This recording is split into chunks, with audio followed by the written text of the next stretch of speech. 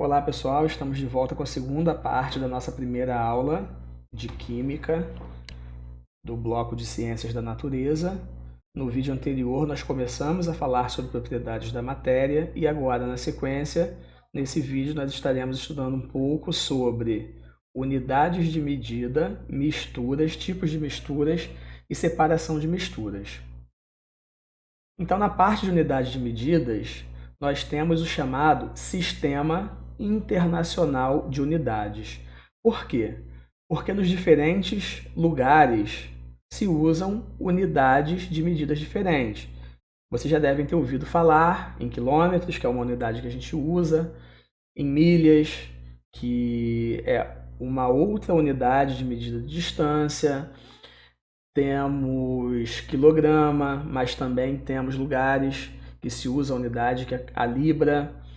Então, para se padronizar o estudo, quando se utiliza unidades de medidas, tá? Foi instituído o Sistema Internacional de Unidades. Isso faz com que a gente consiga converter todas as unidades que a gente usa para a unidade padrão, que são as unidades definidas pelo Sistema Internacional de Unidades. Tá?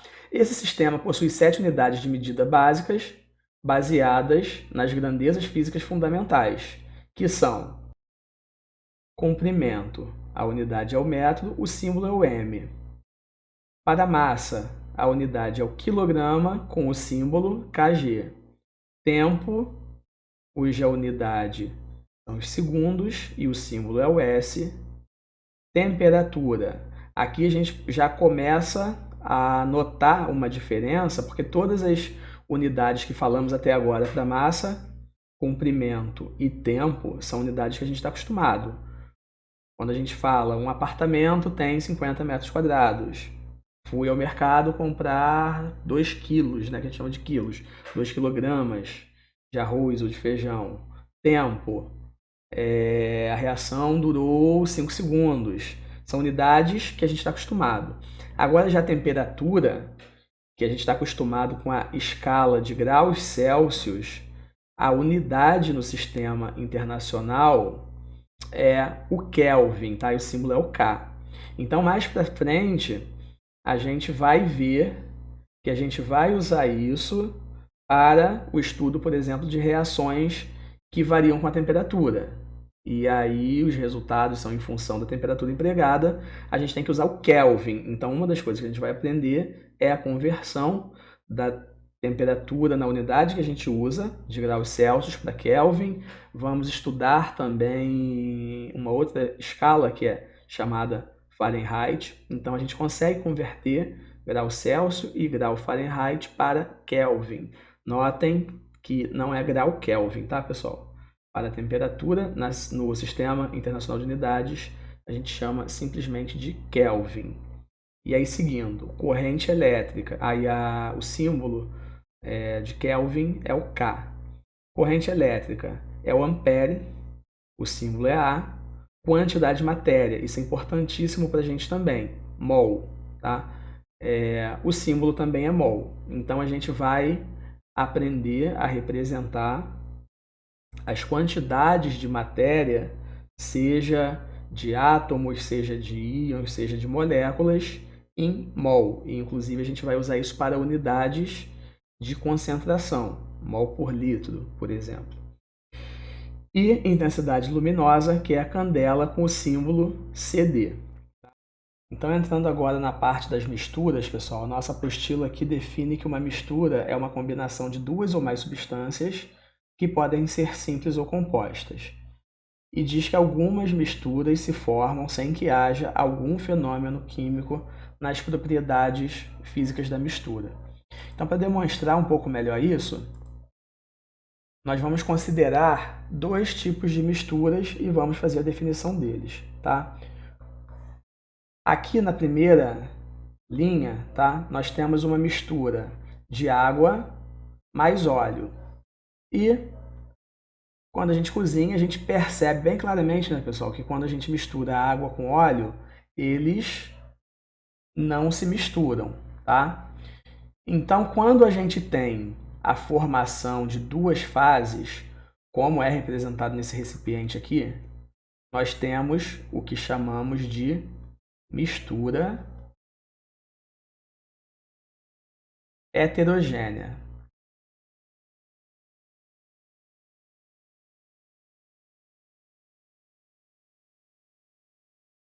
E vamos considerar agora a segunda mistura, tá? Representada aqui na linha de baixo, que é a mistura de água com sal. Tá? São duas substâncias também muito presentes no nosso cotidiano, e a gente sabe que a água com sal, eles se misturam, o sal até certo ponto, né, respeitando a solubilidade dele, ele é solúvel em água e forma uma solução onde a gente não consegue distinguir, tá, os dois componentes dessa solução, que são a água e o sal. Então, esse tipo de mistura que forma uma fase só e que não é possível identificar, né, os componentes da mistura, a gente vai chamar de mistura homogênea.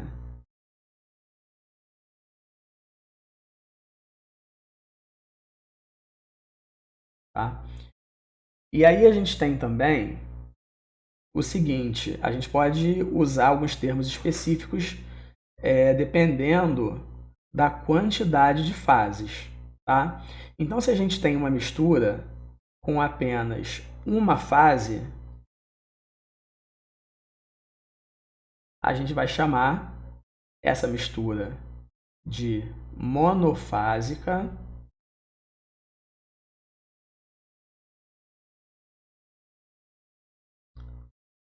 E a gente já viu também que se tem uma fase só, se é uma mistura e apresenta só uma fase, essa mistura vai ser uma mistura homogênea.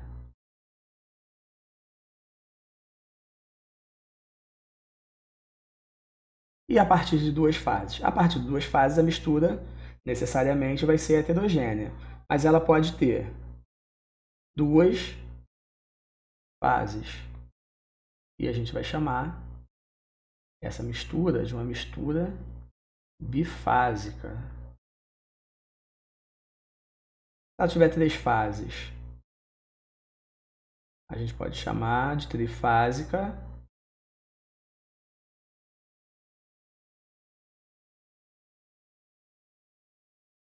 E a partir de quatro fases,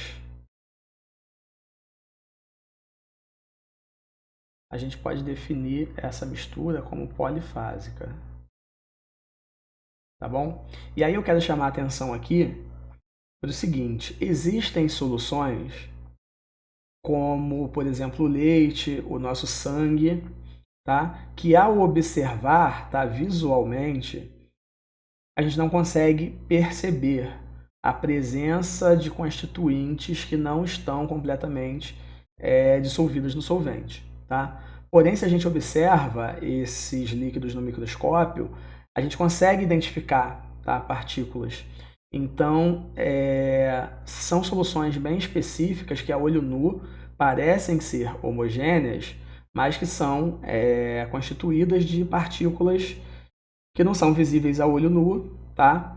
Mas que a gente precisa colocar aqui que essas soluções, elas são, na verdade, heterogêneas, tá bom? Então, existe essa possibilidade da mistura ser heterogênea, porém que a gente não consiga visualizar esse fato de forma sem a utilização de um aparelho como microscópio, por exemplo, tá? A olho nu. Para finalizar essa parte de misturas, nós vamos discutir um pouco dos métodos de separação de misturas que o nosso material descreve.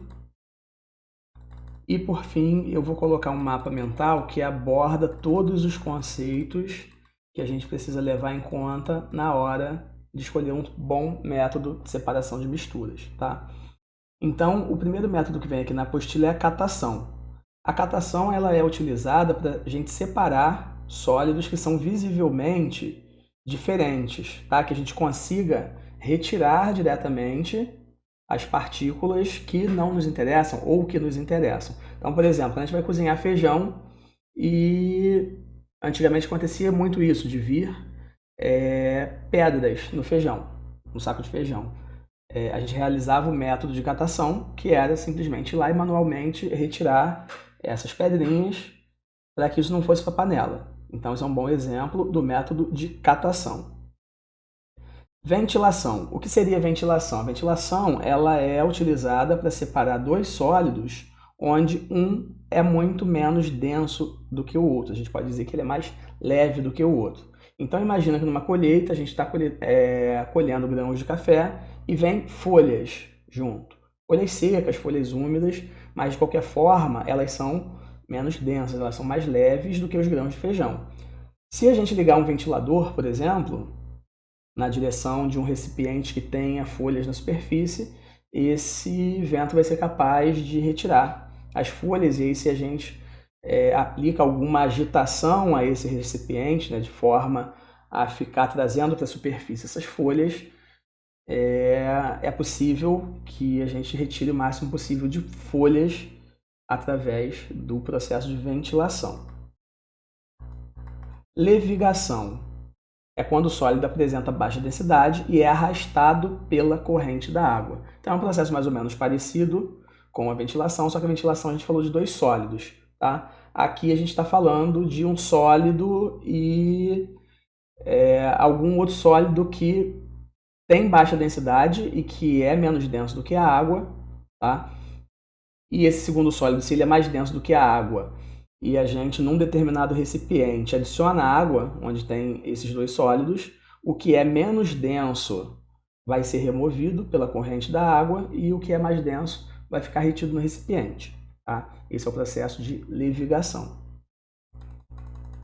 Peneiração. A peneiração ela é utilizada também para separar dois sólidos, mas que dessa vez eles precisam ter diferença de tamanho de partícula. Tá? Então isso geralmente é feito por uma tela, por uma peneira, tá? E aí o tamanho da malha dessa peneira ou dessa tela é importante para a gente definir o tamanho de partícula que a gente quer reter nessa peneira e o tamanho de partícula, que no caso tem que ser a menor, que vai passar por essa peneira. Extração por solventes. Extração por solventes, o melhor exemplo que a gente pode utilizar é quando a gente prepara café na nossa casa de manhã.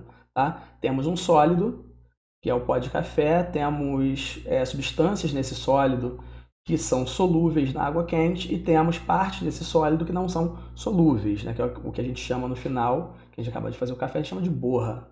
Então, uma boa extração por solvente, tá? É o preparo do nosso café, onde a gente utiliza um solvente, a quente, que é a água, tá?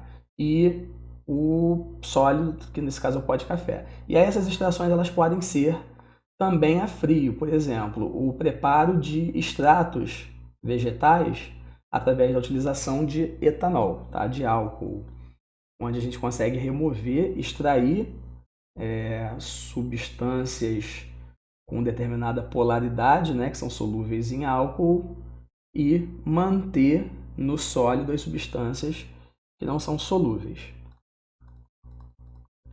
Agora, o método de flotação envolve a adição de bolhas de ar a uma suspensão coloidal, que é então classificada como uma mistura de partículas suspensas em um líquido com tamanho maior e ou igual a uma faixa entre 1 e 1000 nanômetros. Por exemplo, a separação de areia e serragem com o auxílio da água, fazendo a serragem flutuar nessa água.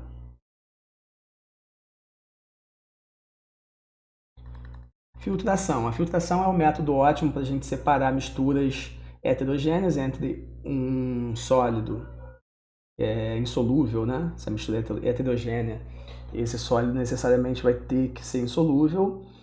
E aí a gente pode usar como exemplo a mistura de água com areia. Se a gente quer separar de novo a água da areia, a gente pode fazer o processo de filtração, onde o sólido vai ficar retido em um filtro e o líquido vai passar por esse filtro. Decantação e sedimentação, processo muito utilizado no tratamento de água. A apostila traz definição como sendo métodos baseados na diferença de densidade entre os componentes de uma mistura. Eles são frequentemente usados em conjunto, por exemplo, para separar dois tipos de misturas heterogêneas, líquido mais sólido e ou líquido immiscível, ou seja, esse tipo de separação começa com a decantação, que envolve também a densidade, né? A diferença de densidade entre o líquido e o sólido, porque se há decantação, esse sólido para decantar precisa ser mais denso que a água, tá? Ou o solvente em que a gente esteja trabalhando. E aí eu trouxe um mapa mental e traz, né, em todos, mas alguns desses métodos que a gente já falou, só que aqui a gente consegue ver em uma única imagem quais são as variáveis que são importantes no processo de separação de misturas e que podem nos guiar a escolher qual é o melhor método de separação. Então nós temos aqui tipos, né, de misturas, sólido-sólido, sólido-líquido, líquido-líquido, misturas homogêneas, misturas heterogêneas. Nós temos o exemplo, lá nos exemplos da apostila, né, a gente falou de separação de misturas heterogêneas, mas a gente tem também o que a gente chama de destilação, onde a gente explora a diferença de ponto de ebulição entre dois líquidos, para que a gente possa estar separando esses líquidos. Vimos que temos métodos que dependem da diferença do tamanho de partículas, como a peneiração. Temos aqui nesse mapa mental propriedades magnéticas, tá? Que é um tema que não foi abordado lá no conteúdo da apostila, onde se a gente tem uma mistura de dois materiais sólidos, onde um deles pode ser atraído por um ímã, né? Ferro em pó, por exemplo, separar de areia, a gente pode utilizar um ímã para, através das propriedades magnéticas do ferro, a gente conseguir estar separando esses dois sólidos. Densidade, acabamos de falar da densidade no caso da decantação. E aí aqui tem alguns métodos, né? Fala de propriedades físicas ou mecânicas, separa em misturas homogêneas e heterogêneas. E temos aqui vários exemplos dos que já falamos, levigação, ventilação, peneiração, catação, mas as mais importantes nós já descrevemos, tá bom, pessoal? Com isso a gente finaliza aqui a parte de misturas, tipos de misturas e separação de misturas. Até a próxima!